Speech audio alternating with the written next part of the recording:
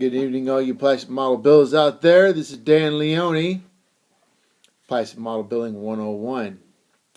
In today's build, we're continuing our build of the Messerschmitt Bf-109E email.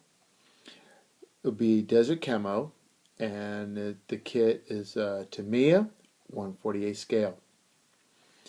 In my previous clips, I've gotten a few hits and also gotten a few comments and people that have subscribed to my YouTube page. And I just want to say thank you, and I welcome all your comments. So I hope I'm giving you the right, adequate information as far as model building and references and things like that. So anyway, I just want to get that out to everybody. Now, today, in our last clip, we talked about prepping the model for painting and also for assembly. And the very first thing we did was we took the parts out of the plastic bags. And I don't know if I said this in the last clip, but with the plastic bags, for those of you who have little kids and so forth, get those plastic bags and throw them away in the trash. That way little kids won't take them and put them over their heads and suffocate themselves and so forth.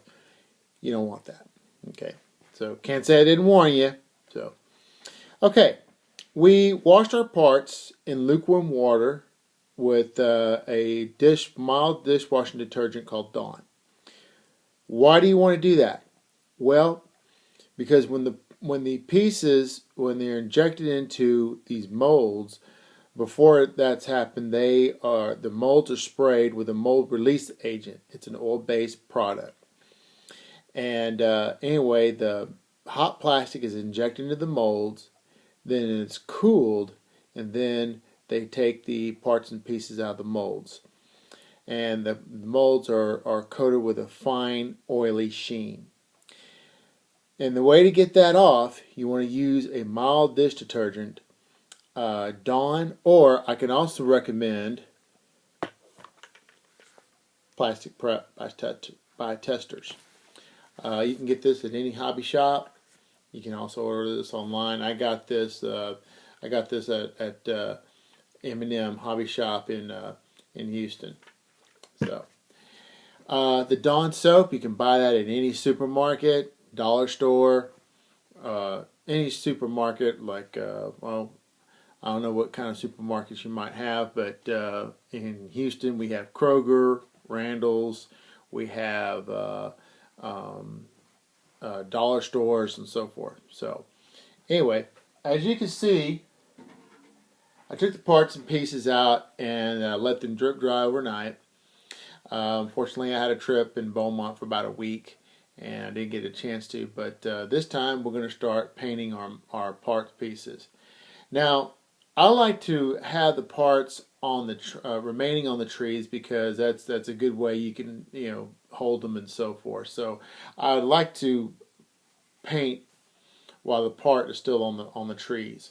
So the paint we're going to use, this paint is called Model Master Acrylic. It is a water-based paint. I like acrylics more than enamels because acrylics are easy to clean up. All you use is distilled water. Enamels, unlike enamels, you have to use thinners and it's just a mess. So, like I say in the military, KIS, keep it simple, stupid. So, or keep it simple, sir. Basically, I just say KIS. So, the cockpit interior, most German aircraft were painted an RLM02 gray, or grau as they call it, translation gray. So this is the RLM02 that we're going to use, and this is the model Master Acrylic. Now, before you don't want to put your your paint inside your airbrush. You have to thin it. Why? And you have to thin it and you have to strain it. Why? Well, the main reason why is because you have to thin it to break it down, and you want to have an adequate paint ratio, because you don't want it too runny, and then again you don't want it too thick.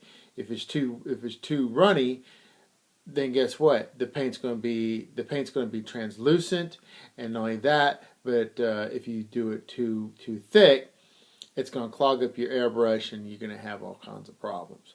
Also, over time, paint, sometimes it settles to the bottom, has all kinds of gunk and everything. You want to stir all that up to make sure that it's all nice and clean. So anyway, what I like to do, I like to shake it up really good. And for those of you who have any type of paint shaker or something like that, that's fine too. I always try to shake this up, kind of get everything mixed up together. So I always want to do that. I have here a cup full of distilled water. You always want to use distilled water other than tap water. Distilled water, it's cleaner, and because tap water, when you just get it out of the sink, you're going to have all kinds of chemicals that could react with the paint. So anyway, we just and also make sure your bottle caps are screwed on tight, because if not, you're going to have paint splatter all over the place, and you don't want that. So continue on with that. We unscrew the cap. Okay. Now what I like to do is I have an eyedropper.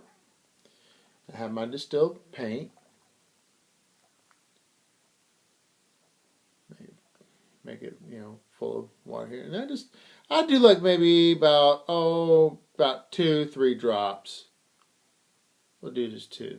Well, I did 3, so 1 for luck. Okay. And we'll take our paint.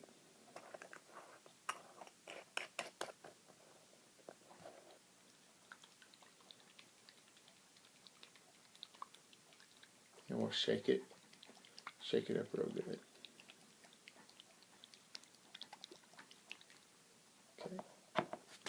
Okay.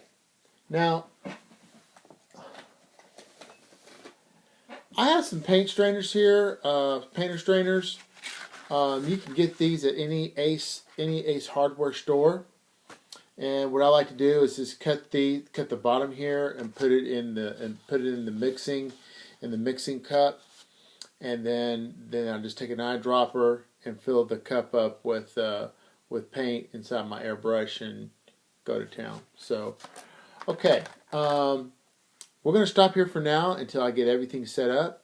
So this is Dan Leone, Plastic Model Building 101, building the Messerschmitt Bf-109E. And stay tuned for my next episode.